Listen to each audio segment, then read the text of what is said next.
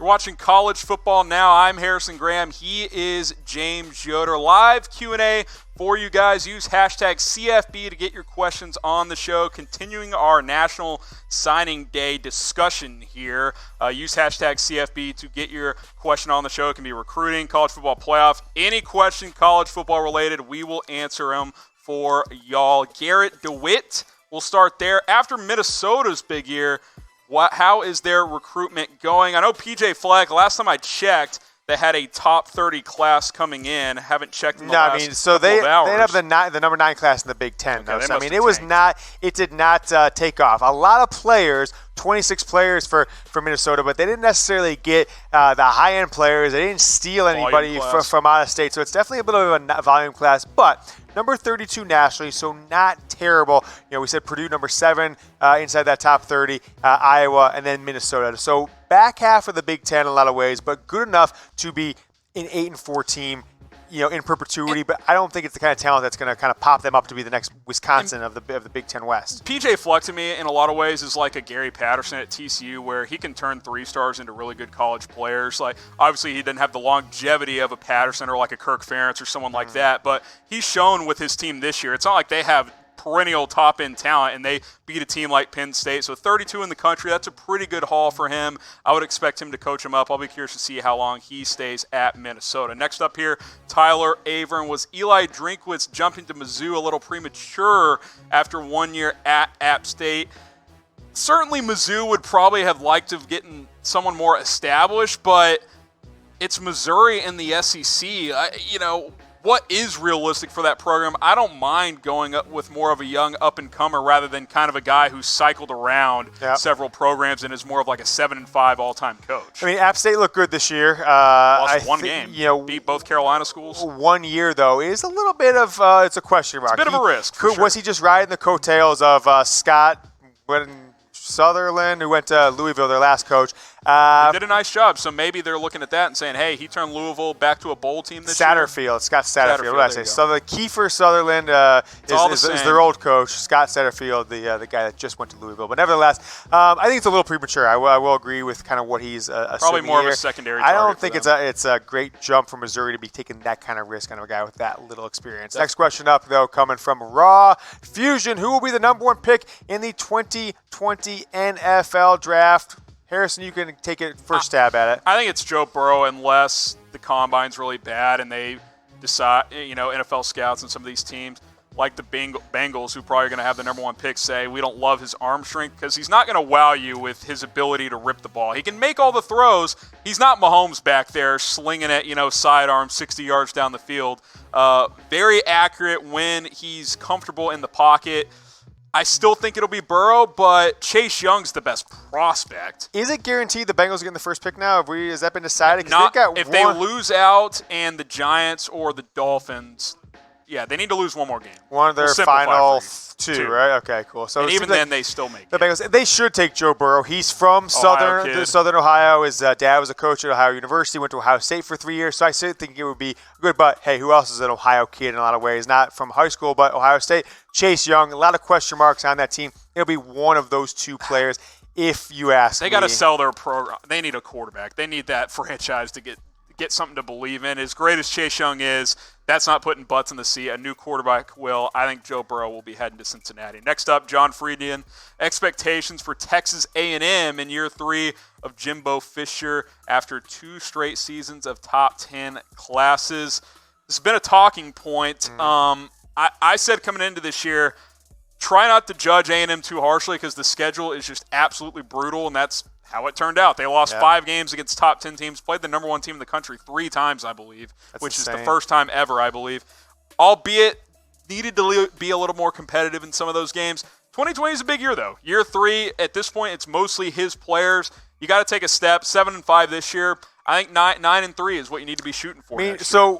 Schedule's a lot easier next year. A lot easier. And by the way, no Georgia on the schedule next year. Clemson also, either. no you Clemson. Got out of that. You take those off the schedule. You could start off. They got a game. They play Colorado at home in the out of conference, but then they go at Auburn October 17th. But they could realistically go into Alabama, their 11th game of the year. They end the game at Alabama, at LSU. I think there's a chance they could be 10-0, top 5 in the country at that point. Auburn in the middle of the season. That'll certainly that's the one top that, 10 matchup probably. For sure, if both take care of business early on in the season, that'll be a game to watch. It fell apart with Jimbo Fisher his last year at Florida State. He had a foot out the door, it seemed like, because this happened right away and no one was really hiding it, that he went to Texas A&M. But I think that they're going to have a good year next year. I believe in Jimbo Fisher. He's a national championship level coach. Also made the first college football playoff. And Florida State fans, you might not agree with that, but you might agree with this, that you want to get your Florida State football gear at a discounted price, especially the holiday season. You can go to chatsports.com/NCAA gear,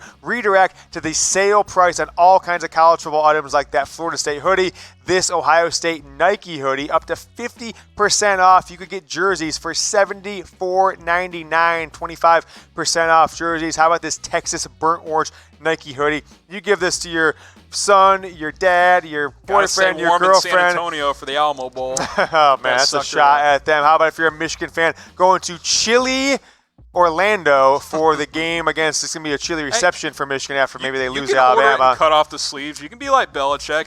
No rules against that. Pretty sweet hoodie there. So. Bad boys for life. Up to 50% off all those items and hundreds, maybe even thousands more for all NCAA teams. Chatsports.com/NCAA gear. Don't be caught paying full price this holiday season. Next question coming up from Kent Freeman.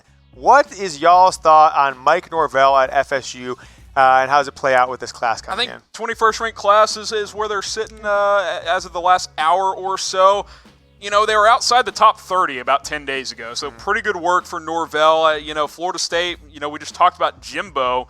He I don't think the failures of Taggart are necessarily all on Jimbo, but I think there's a little bit of blame there that last season there, he had checked out. Yeah. That was obvious. You saw that on the field. A&M had, under the table, given him that contract. I think that is very, very clear. So Florida State's in a tricky place. Here's the thing. Outside of Clemson, you can be the second-best team in the ACC right now. It's down across the board. So you get a couple of these guys to come in, play at a high level. You can win 8, 9, 10 games next year if things play out the way you want them to. A lot of people, you guys disagree with me when I kind of throw out how good of a job Florida State is. I still think Florida State's a top 6, top 5 job. If you think about the job Bobby Bowden had them rolling from 1980 to about 2005, it was unprecedented in college football. Top 4, finishing the AP poll 15 straight years. It's basically mirroring what Ohio State's done in the last 20 or so. What they've for sure, a top 10 program. For sure. I think the job's great. I'm not sure about how Norvell will do with the last coach obviously not doing that well, but I think he's got the opportunity. I think with Florida State, it's always been about, are they willing to put the money into the program to compete with the other schools in their region, mostly SEC schools. Another school throwing around maybe some money. I'm not sure. People are Garrett talking. DeWitt, he knows how to answer the good questions. I kind of feel like this is Dylan's burner account because these are the questions Dylan was asking Harrison before the show. You surprised how good Georgia Tech recruited? Garrett kind of looks like Dylan too. A little suspicious. I don't know what's going on there. Maybe Dylan Tippett, Garrett DeWitt. Maybe he doesn't look like Dylan. Maybe I just said that. I don't know. It's a good class. He looks like Dylan mixed with Nick Diaz, with looking kind of like this in this picture. Yes, I agree with that one. I'm very surprised. Not that Jeff Collins is necessarily a good recruiter, but that this many quality players are choosing to go to a program that probably is still 2 years away from winning at any significant level because they have no personnel for a spread offense. None. Some of y'all forget, though, but Georgia Tech has had some good college football history, right? They've been to plenty of high-level bowl games in the past 15 years. Won the Orange Bowl about 6 years ago. And oh, by the way, if you go back in the last 30 years, they have a national championship, right? A few people remember that. I think they won in 1990. They won a national championship. So good question, Garrett, which takes me to this question. Other than Georgia Tech, wink, wink, other than Georgia Tech. And Ohio State, we know. Yeah, well, no, we'll include them. Georgia Tech, we know what happened there. Other than Georgia Tech, which team cheated the most today, okay? Kind of a joke, so all you guys getting mad in the comments, just simmer down now, okay? Simmer down. But, it's a valid question maybe because if you believe it's always like this as a longtime Michigan fan and now the undisputed, undefeated heavyweight king of Michigan football media, I will say Michigan fans, the ones that watch, the ones that still follow the blog boys and get lied to, they will tell you that if Michigan misses a recruit, what happened? got paid. He got paid. Cheated. Got paid. Got a car. Mom got a job. Dad got a house. Got a car. Bag full of Bitcoin. Michigan doesn't have any extra money because they're flying their team to Rome instead. So they're not cheating in the recruiting department. That's where that fund is going. We know what's going on in Ann Arbor. Let us know which team cheated the most. Maryland outside of Georgia Tech. I think if anybody's flipped an LSU receiver, how? I think if anybody's cheating right now in college football, I don't think it happens widespread. I think that's wildly overblown because it just takes one kid to get Ohio State to offer him money. He wants to go to Michigan, record it on your iPhone, and they're done, right? So I don't think it's that present. But I think something's going on at Georgia. I really do. Like, they're getting way too high recruiting classes compared to what they've been over their history. So I think Georgia's maybe they're not giving straight cash homie, but Bama's cheating too because Kirby Smart straight from the Nick Saban coaching tree. Just saying. So let us know. I'm just saying. We're just saying here. Take care now. Chat Sports. Absolutely. Max, how do you feel about Oregon's chances at Ringo and Manning? Those are the two top 10 recruits who have not committed yet. Georgia seems to have the inside track on both. That is the chatter that both those kids are big. Why do you think that is? Target. Big-time cheaters, as James Yoder first said. You heard it here first. Bag full of Bitcoin right on their front yard. 12 Bitcoins to each of those guys. I don't know what their chances are. I think both those kids will probably end up at Georgia, but we will see. Let's go to Eli. Let's go to Randy. Well, we'll circle back to you. Too many questions from Eli today. How did Baylor rate in recruiting this year? They were the worst in the Big 12 last time I checked. That was about an hour ago. Sheesh. So, number 52, which, Number 50, now up to number 50. Now up to number 50. Number 50, just behind K-State at 48, Indiana at 49. No, I take it back. Now they've dropped 2 spots, literally, since I've refreshed my 52, computer. Lots of internet issues here at Chat Sports. 52 ranked class, Matt Rule's one of those guys, though, that, at Temple coached up mediocre talent to 10-win seasons up there. Obviously, almost won the Big 12, 2 years removed from a 1-win season, so I wouldn't overreact too much. The overreaction would be is how long is Matt Rule really going to stay there? He can keep going on the radio and doing these segments and saying Baylor's where he wants to be. Well, money talks, the NFL talks. Money talks and bullshit walks. Question. Well, we had a great question coming in from me, Dylan. You got an AJ Henning question, my boy. You're gonna take it off screen. I tell you, I can't get any respect, guys. This is the or else. I want to answer the question. Or else is winning right now. Okay, Tyler Avon. I guess we got a subscriber. Holy sheesh. Yeah.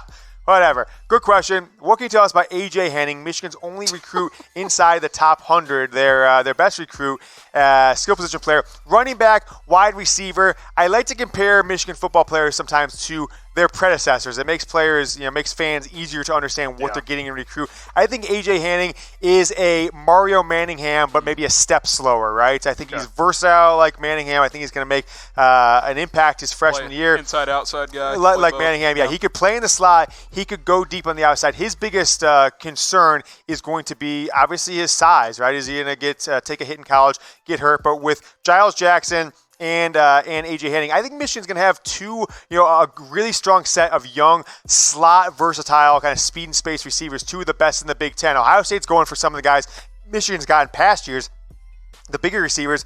A.J. Henning will be a smaller player. I mean, I don't want to go too far back, but also a little bit of Desmond Howard, right? A very joystick kind of player. With him and Giles Jackson, I think you're going to make a great 1-2 combo. They need that kind of player in that offense, a guy you can just get it out to him in space and make things happen. I'm getting something in the ear, Harrison. I guess your services are. I'm very sorry. We're gonna just throw it over there, Dylan. I mean, okay, I'll get back. They said we just got 2 more subscribers, so it's like that scene from Back to the Future, where all of a sudden Marty McFly comes back to the dead. He's showing up in the picture, so you can come back in the picture. 2 subscribers. But guys, we ask very little of you. We give so much, okay? Had to switch headsets, spike the other one. You could be watching 24/7 Sports on their iPhone, showing like their neck like this, going, can you guys hear me? Yeah, for $26 a month or whatever. High-quality video for free $99. We ask a measly 150 of you guys to subscribe. So hit the subscribe button. We're not talking. We're just...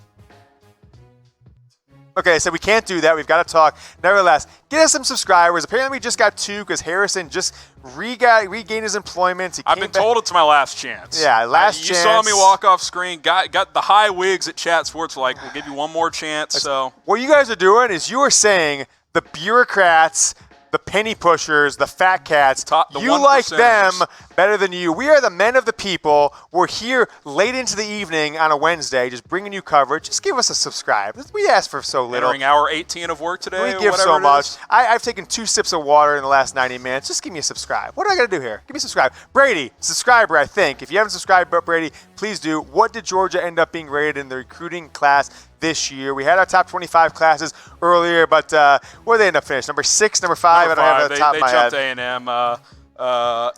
They got the number 4. They bumped up number 4 at least since we're on there. So LSU is dropping their spots. So I don't want to say they've tanked, but they were possibly pushing for the top class, and they end up at number 5. Coach O in the hot seat. Also, Georgia has the opportunity to get 2 players ranked in the top 10, the top 2 uncommitted players in the country. So with only 19 commits, I doubt they jump Ohio State at 3 when all is said and done, but they could really solidify themselves as the number 4 class. Kirby Smart puts together 3 straight epic recruiting classes in a row. They are going to be set up as long as they can get things going on offense. Like you said, they're going forward. They're doing a little bit extra down there in Athens. Josh, what do you think about Nebraska? Top 20 class, number 19 last time I checked. Scott Frost. Look, we know Scott Frost loves Nebraska. We all know that. That was the whole thing. Let's bring one of our own home. That was what Nebraska wanted to do. Mike Riley was a disaster when they hired him from Oregon State. 2 5-7 years.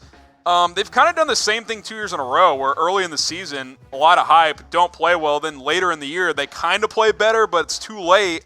You can't go 5-7 3 straight times. I don't care. I know they're going to be loyal and give Frost every opportunity, but have to see some improvement for next year. 7-8 win type of team. I don't know who they got out of the Big Ten East next year on the schedule, but the opportunity is there. They got about a dozen players who can make an instant impact next year or the year before. One of the best junior college wide receivers in the country. So he's kind of transitioning that offense to more modern offense. I disagree with that. I think Nebraska needs to embrace their roots, go to the triple option, because who the hell will be able to prepare for it? Nevertheless, good class for him, but it's got to translate in the field, or he could end up being on the hot seat after long. You can't just keep going 6-6, 7-5 every year, or worse, 4-8. He hadn't gone to a bowl game in 2 years. Yeah, exactly. So good question from Josh. Black Jon Snow. That's pretty funny.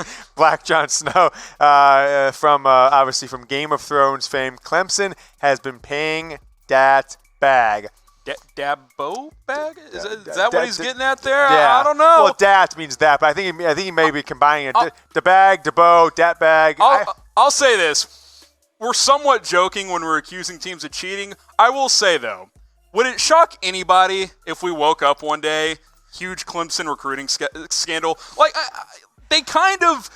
no blue chip, and producer Alicia, I know, you're giving me the side eye over there, but I'm just saying they kind of came out of nowhere, and they're running the sport like they're not a historic blue chip program. Yeah, this reminds me of Ole Miss with better results in the field. About 7 years ago, all of a sudden Ole Miss is pulling 5-star wide receivers out of Illinois and 6-star. I think the coldest to ever do it was about to transfer, about to commit to Ole Miss before he got a better offer. But Clemson's playing that bag, means they're putting Bitcoin on and money on players' things. You can get the bag too, which is that deposit bonus with BetDSI. Chatsports.com/bet is the place to do it. It's our sportsbook partner. Promo code CFB120 for 120% deposit bonus. If you want to have more fun this holiday season and all into next year, college football bowl games, playoff, NFL playoffs, and the regular season, really, NBA, get going with BetDSI. Makes it a little more fun to have some cash on the game. If you do it, get our promo code to get 120% deposit bonus.